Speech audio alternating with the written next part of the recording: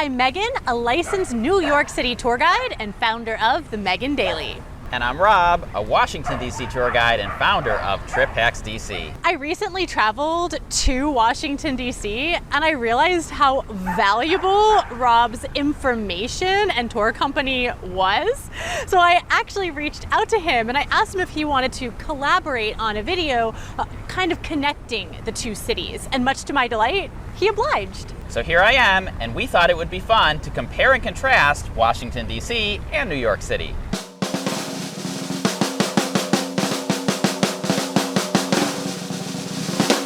Especially since so many people actually can visit both cities on the same trip. It's an easy drive or Amtrak ride. I got here in 3 hours on the train.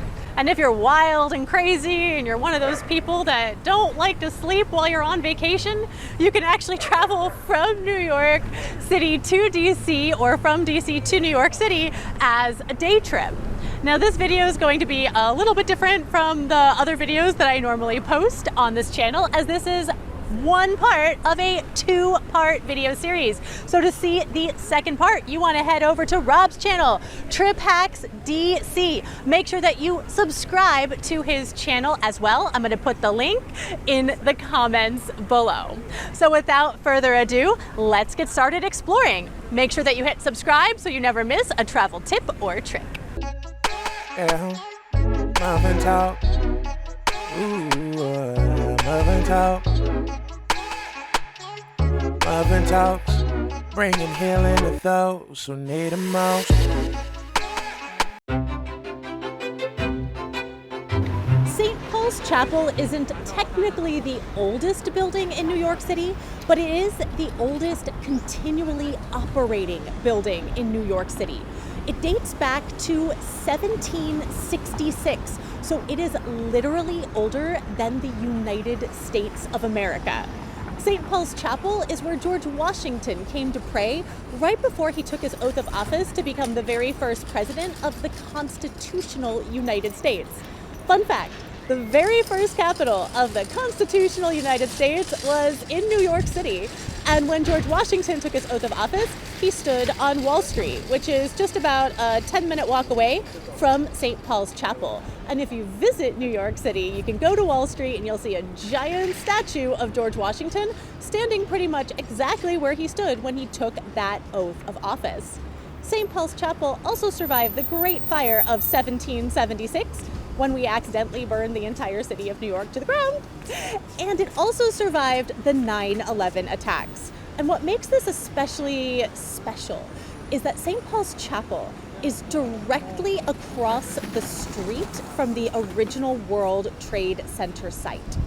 When those twin towers came down, they destroyed the 5 other buildings that were part of the World Trade Center complex, the train station and shopping mall that the complex was built on top of, and most of the buildings in this neighborhood were very badly damaged. But this little tiny chapel from 1766 survived without a single shingle being knocked out of place. It was as though it was held up by a string of God. And because of that, St. Paul's Chapel is also known as the Little Chapel That Stood.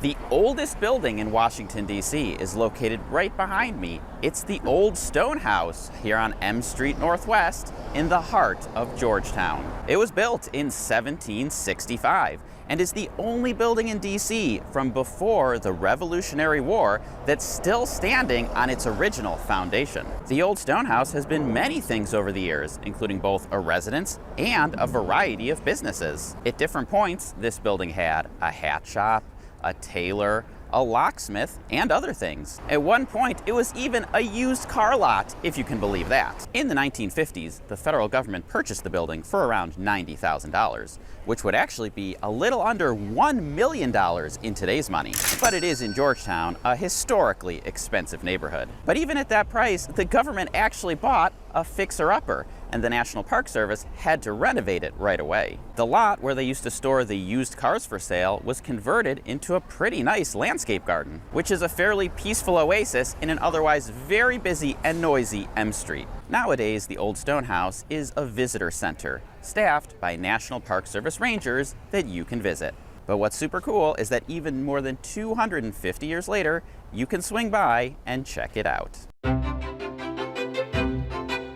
The most iconic building in New York City is the Empire State Building.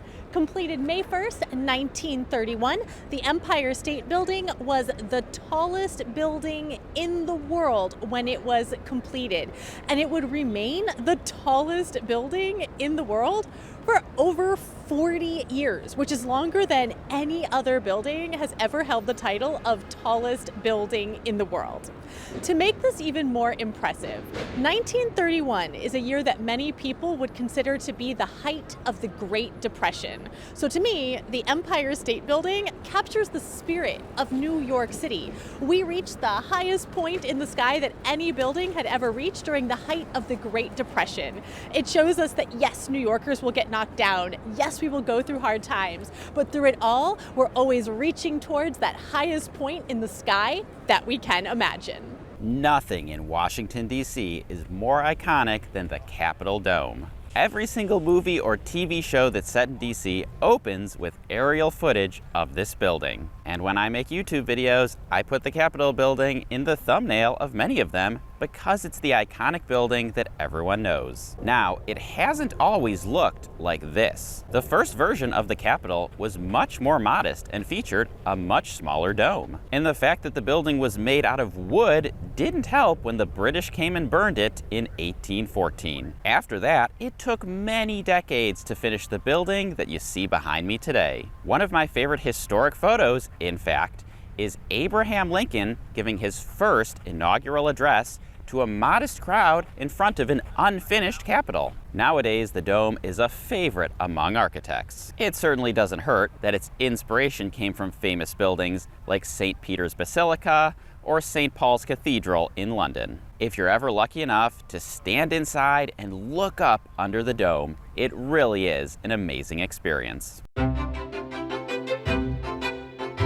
Best live theater in New York City is Broadway. We have over 40 different Broadway theaters, so there is truly something for everybody. We have everything from family-friendly shows like The Lion King to edgier shows and hip-hop musicals such as Hamilton. We have straight plays, we have musicals, we have Golden Age, and we have modern theater here on Broadway.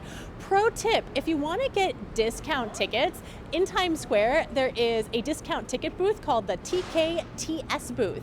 If you go there the day of a show, you might get lucky and get a half-price ticket to a Broadway show that you want to see. Now, they probably won't have the most popular tickets such as Hamilton or Lion King, but what my mom and I used to always do is we would just go to the TKTS booth, ask for the cheapest ticket that they had, and we were never disappointed because I truly believe that every show on Broadway is fabulous. The Kennedy Center is a must-do if you want to see any kind of performing arts, whether that's theater or dance or music. In the Opera Hall, you can watch the Washington National Opera, and in the Concert Hall, the National Symphony Orchestra. When Hamilton comes to town, guess where it plays? Yep, right here at the Kennedy Center. So does John Oliver when he's going around doing live stand-up comedy. And in the smaller theaters, you can see other types of plays, dance, and music. The Millennium Stage is really cool because they have daily free performances. Just pop in and catch a show. The building was named in 1964 after the recently assassinated President John F. Kennedy, and it opened in 1971. When you come for a show, make sure to arrive early so you can appreciate the amazing art and architecture inside the building. Or if you're a geography buff, spend some time looking at the flags in the Hall of Nations. And make sure to go outside to the amazing roof deck for views of the city and the Potomac River.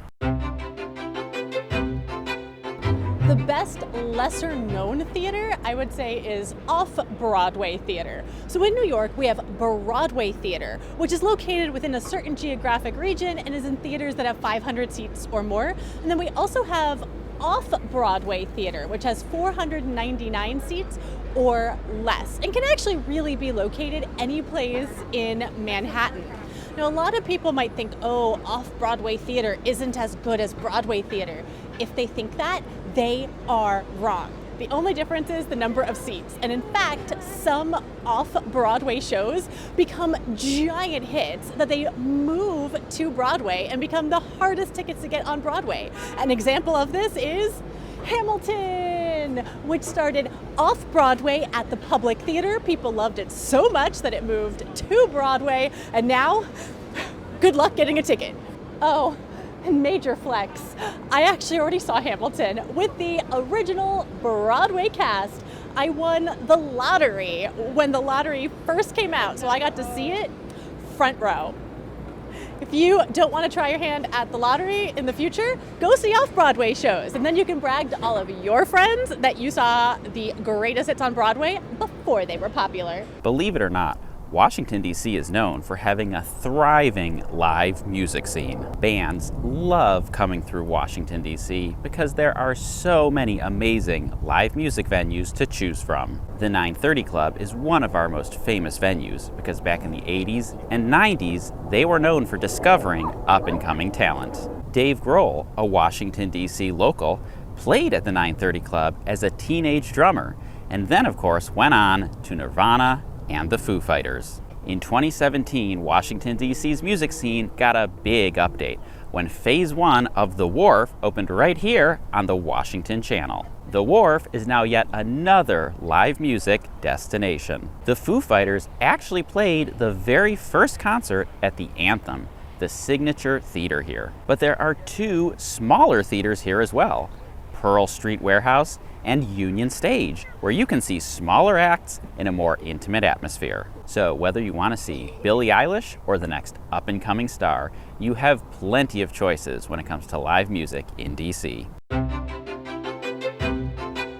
If you were alive on September 11th, 2001, I'm willing to bet that you remember where you were and what you were doing that day. September 11th was a date that changed our entire country and the entire world. As such, when you visit New York City, I recommend that you pay a visit to the 9/11 Memorial and pay your respects to the innocent lives that were lost that day. The main part of the memorial consists of two reflecting pools. They are in the exact footprints of the original Twin Towers. And as you gaze into these reflecting pools, you will see waterfalls. And you can't see where the waterfalls end, so it looks as though you are gazing into eternity. And around the perimeter of these reflecting pools, there are bronze plates. And carved into the bronze plates are the names of all of the innocent people who lost their lives that day. When you visit the memorial, I also recommend that you visit the museum. If you visit the museum, I would suggest that you download the official app of the museum. It will help you get the most out of your visit. And after you visit the museum, I would recommend that you visit One World Observatory. That is the observation deck on top of One World Trade Center, the building that we built to replace the original Twin Towers that were destroyed in the 9/11 attacks. Something that I enjoy about One World Observatory, in addition to the gorgeous views that you get, is it is a symbol about how New York City has risen from its own ashes like a phoenix, stronger than it was before. If you take a trip to Washington, D.C., you have to come here and see the Lincoln Memorial. It is the single most visited site in the entire city. And that's not an accident, because let's be honest, it's awesome. The Lincoln Memorial opened to the public in 1922, which means at the time of this recording, it's 99 years old. And we've got a big birthday coming up soon. The famous statue of Lincoln is inside, seated in contemplation and looking out towards the Washington Monument and Capitol. The temple is based on the Parthenon in Athens, Greece, and the giant staircase out front recreates the experience of climbing the Athenian Acropolis. When you finally get to that top step, walk inside and see Lincoln, it's a moment that you'll probably never forget. The Lincoln Memorial has also been the site of many historic moments in U.S. history, including opera singing by Marian Anderson, Martin Luther King Jr. giving his I Have a Dream speech at the March on Washington, and yes, Forrest Gump talking about the Vietnam War. It's an amazing experience, no matter the time of day or month of year. But if you do come back and see it after dark, that's pretty cool too. My favorite touristy thing to do in New York City is to visit an observation deck. This is where you get to go to the top of one of our super tall skyscrapers and get a bird's eye view of the city. And no matter how many times I go, I am always wowed. New York City currently has 5 major observation decks for you to choose from. You have the Empire State Building, Top of the Rock, One World Observatory, The Edge, and Summit. Each offers a unique experience that you could go to all 5 and never get bored. And the great news is, whichever one you choose, you will have a wonderful, unique New York experience. In my opinion, the absolute best touristy thing to do is a guided tour of the monuments and memorials. And I'm not just saying that because I'm a tour guide. I would love to personally show everyone who visits Washington, D.C. around, but I know that that's not realistic.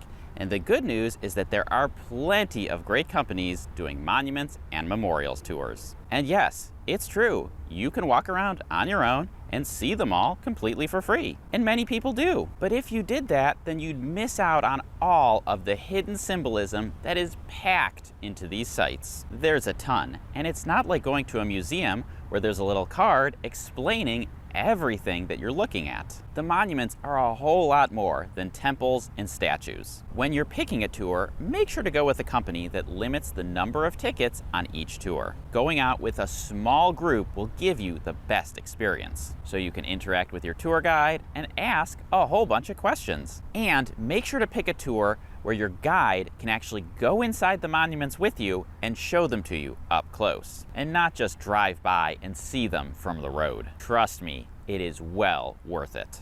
Thank you so much for watching. I hope that you have enjoyed exploring a little bit of Washington, D.C. and a little bit of New York City. There's still more to explore. For the second part of this video series, head over to Trip Hacks DC. Make sure that you hit subscribe to both of our channels so you never miss a travel tip or trick.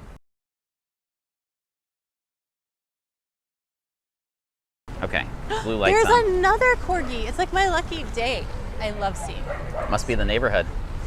Well, I'm in this neighborhood a lot, and I don't see this. Corgis. Okay, There are 2 Corgis in there right now. I think we need to redo that one. That was weird. That was awkward. Okay.